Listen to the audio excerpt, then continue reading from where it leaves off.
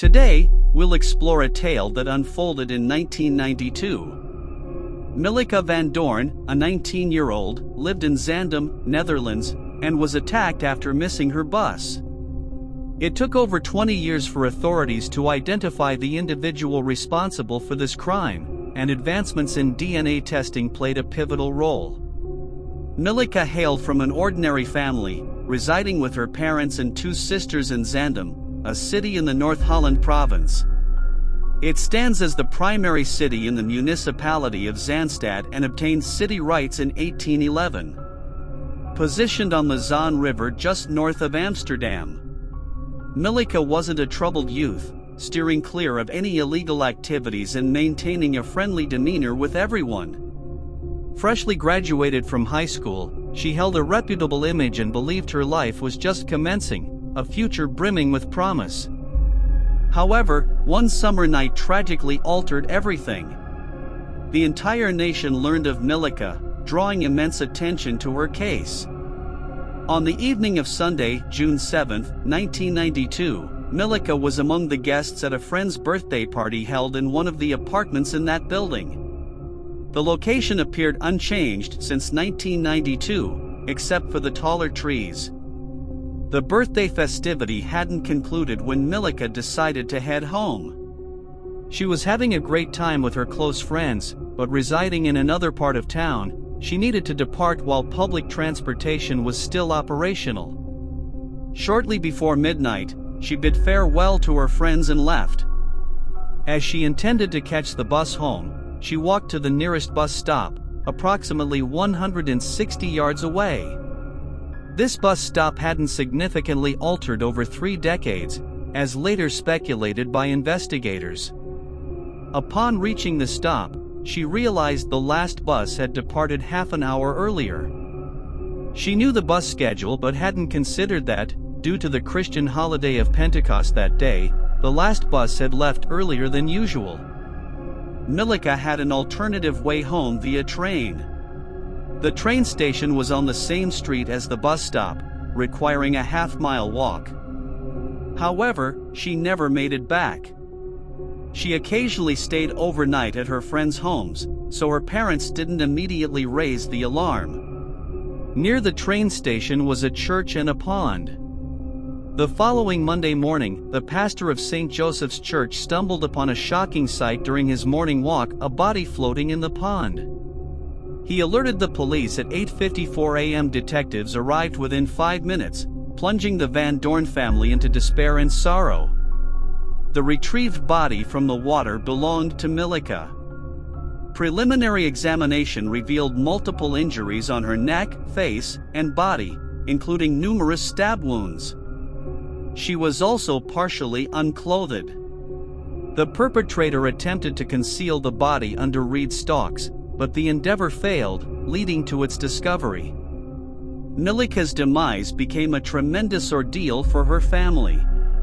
She was a young soul envisioning a beautiful future, but now her parents were compelled to grieve her loss. They couldn't fathom who could perpetrate such a heinous act against their daughter or why.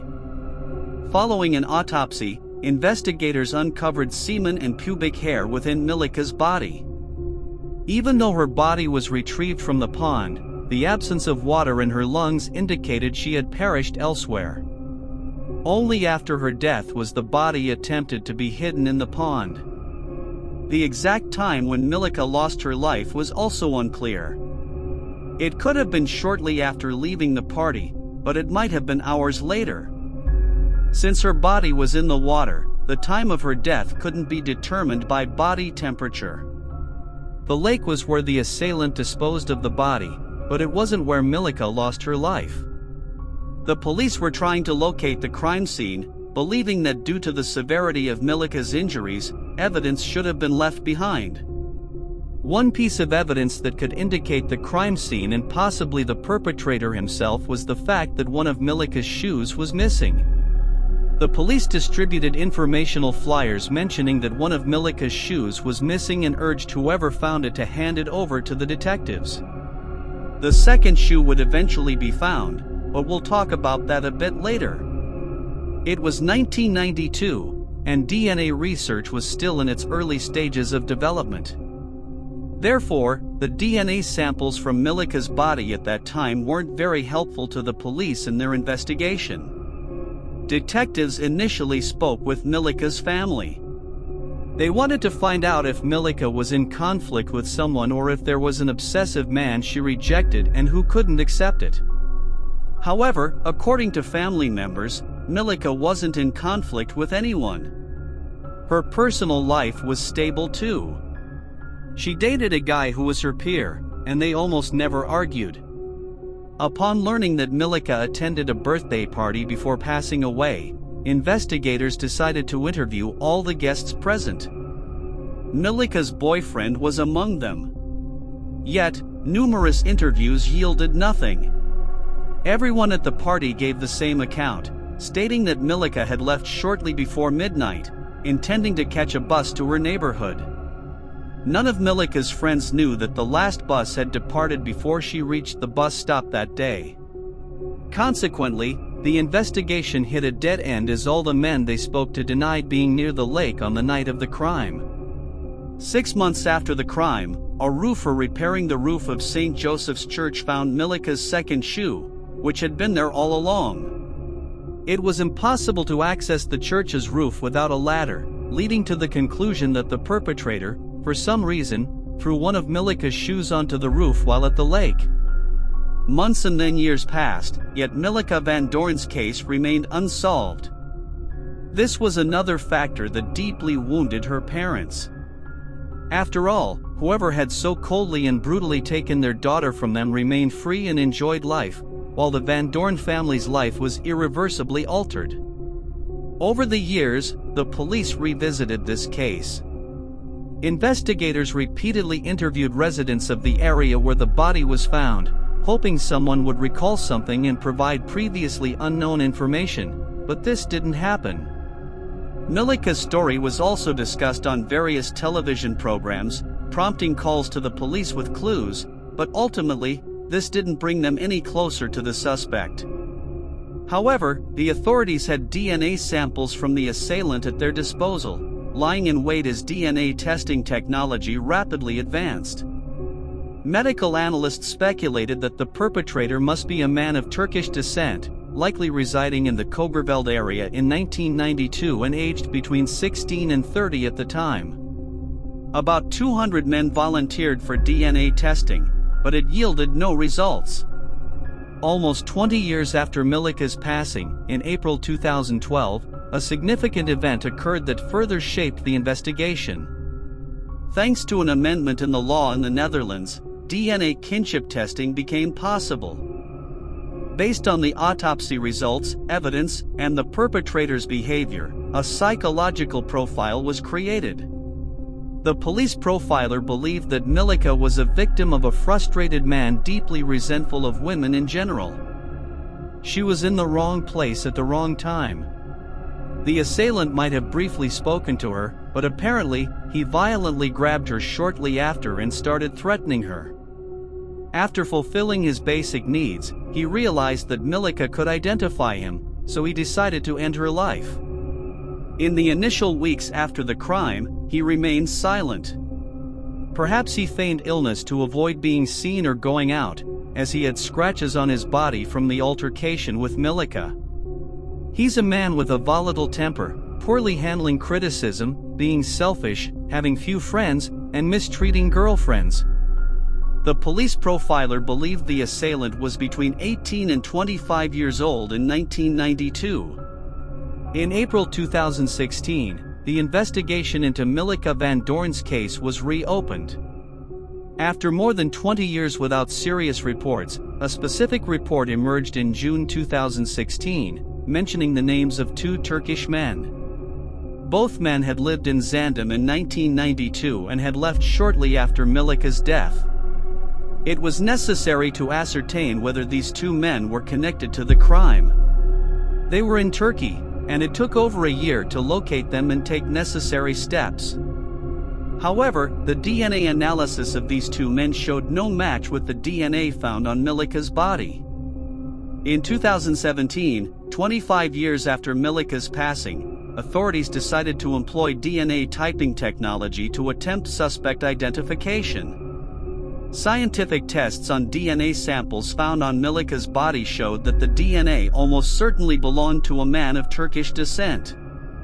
Based on this information, in November 2017, 133 men of Turkish origin who in 1992 lived in the area where the body was found, as well as neighboring areas, received a request from the police to voluntarily provide a DNA sample for research. The Dutch Forensic Institute would analyze the Y chromosome pattern, which is the unchanged DNA pattern passed from father to son, for this genealogical study. When sending out the request for voluntary DNA, authorities pledged that the samples would solely be used in Milica Van Doorn's investigation and would later be destroyed. The police emphasized that none of the men who received the request were suspects in the case. Almost all of the 133 men of Turkish descent who received the request agreed to voluntarily provide a DNA sample for testing, but some refused to do so. In December 2017, the police announced the arrest of the suspect. He was a 47-year-old man named Hussein, whose surname and image weren't disclosed in accordance with local laws. He was one of 7 individuals who didn't submit their DNA for verification. However, Hussein had a brother who had nothing to hide and willingly provided his DNA to the authorities without realizing its implications. By identifying familial ties and compiling a list of individuals who declined to provide DNA to the police, investigators quickly identified who had evaded justice for 25 years.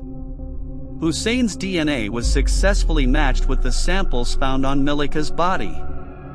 Based on this information, Hussein, who had established a family and fathered 4 daughters since the crime, was formally charged in Milica Van Doorn's case. Hussein denied his guilt. In his trial, which began in 2018, he initially claimed to be possessed by an evil spirit and thus didn't remember attacking Milica.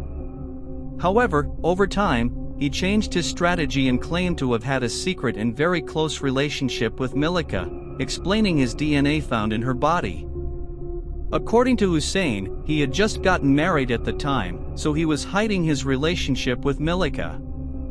However, the judge didn't believe him because Hussein made this statement only a year after his arrest and because no one could be found to confirm that Milica and Hussein knew each other, let alone that there was an intimate relationship between them.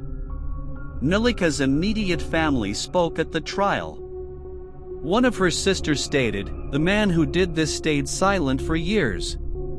He didn't reveal himself, didn't cooperate when the police asked for DNA, continued living unpunished in the neighborhood, created a family with 4 daughters." She addressed the suspect, saying, "You are an unidentified man who ruined my life. It disgusts me to know that there are men like you who use women, discard them like trash, and then just go on living their lives." The other sister said the following, "I had hoped that you would talk about your motives in Milica's last hours, but instead, you came up with a completely implausible claim that you had a secret relationship with her and complained about how hard it was for you and your own family. But your family can visit you in prison if they want to. If I want to visit Milica, my only option is to go to her grave." She concluded, "Milica met her end in a terrible way, and so I hope for justice, she more than deserved it." It was a highly emotional day for Milica Van Doorn's family. When her father was offered the chance to speak in court, he was full of anger and said, "If you keep your mouth shut for 25 years, you're a coward." The way Hussein treated Milica is extremely sickening. It's shocking when the police come to your house and tell you that someone is taking your child's life. According to the attorney, Milica's family lived in great fear for years because they didn't know whether this was a targeted act against the family or not. On December 11, 2018, based on DNA evidence, Hussein, who continued to deny any involvement in Milica Van Doorn's case, was found guilty. He was found guilty of taking Milica's life, which according to the court, was done to cover up the traces of another crime, a crime against sexual integrity. He was sentenced to 20 years in prison, and the judge also ordered Hussein to pay €10,000 in compensation to Milica's family.